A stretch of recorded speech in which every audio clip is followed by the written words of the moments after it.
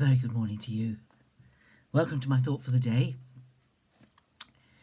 Terry and I, in our daily readings, have been going through the book of Judges.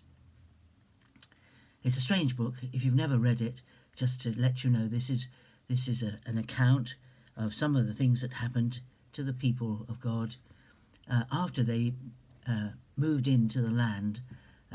They'd been in Egypt. They'd been brought out of Egypt by Moses and Aaron, and wandered in the wilderness for 40 years, and then started to take the land.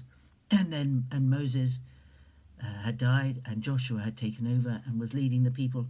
Then when Joshua died, the tribal areas were autonomous almost, and they, well, there's a verse that sums up what was going on, and that's in Judges 21:25. In those days there was no king in Israel. Every man did what was right in his own eyes. Now they'd been through the wilderness, and God had given to Moses the law, and so the people had something to tell them how to behave and what to do, how to treat each other, and they had the Lord to go to if they wanted to, but they didn't. And the book of Judges is full of terrible things done by people to each other. Terrible things, terrible suffering.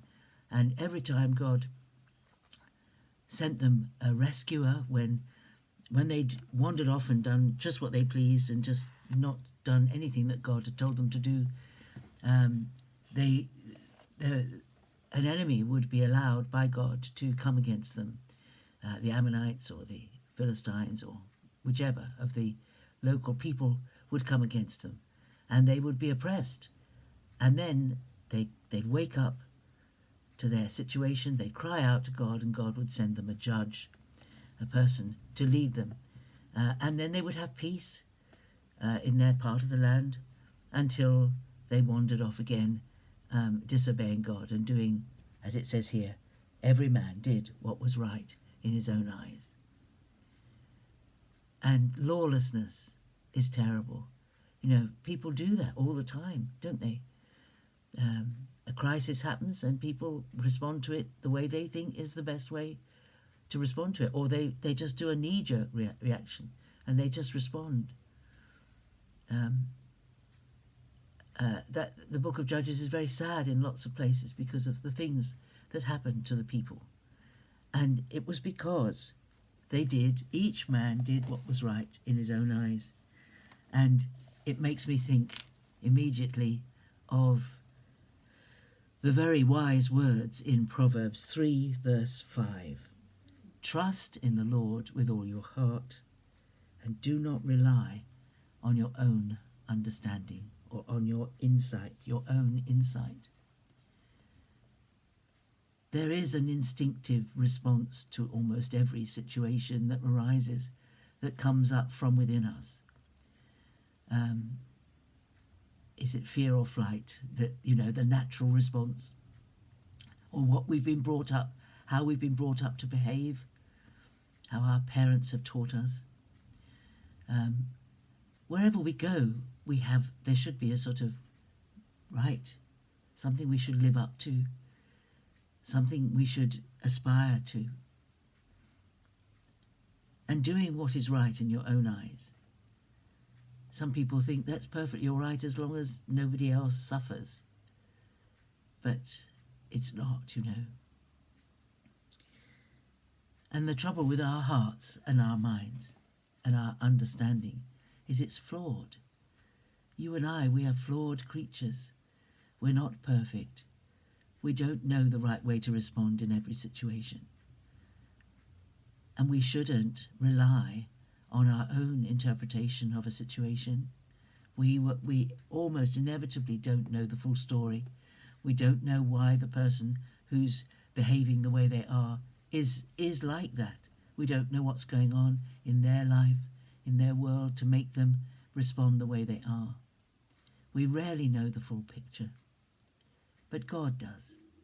And God knows what would be exactly the right way to respond to in a conversation or to a situation. He knows. and we should rely on him for guidance and on his word. This is why it's so important to keep reading the Bible, because there's wisdom here. There's wisdom here for every situation. We don't have to learn through the school of hard knocks how to behave and what to do. We can look at what happened to the people that are written about in the Bible, see where their mistakes led them, see what the consequences were of their behaviour, and learn from them that that's doing that thing, whatever it is, was not wise. And we can also see from this book good courses of action. The wise moves of some of the greats in the Bible can teach us a huge amount. So we don't want to be like the people recorded in the book of Judges, where every man did what was right in his own eyes. We can't rely on our own eyes, on our own understanding. We need to trust in the Lord with all our hearts and not rely on our interpretation, our understanding, our wisdom, but go to the wisest book that's ever been written. Go to the great wisdom, the Holy Spirit. Ask him for help. Ask him for guidance. That's the best course of action. You know, if you think of this book as a bit like a manual for how to maintain your car or your aeroplane or whatever complex machinery you've got, because that's what we are. We're complex machinery.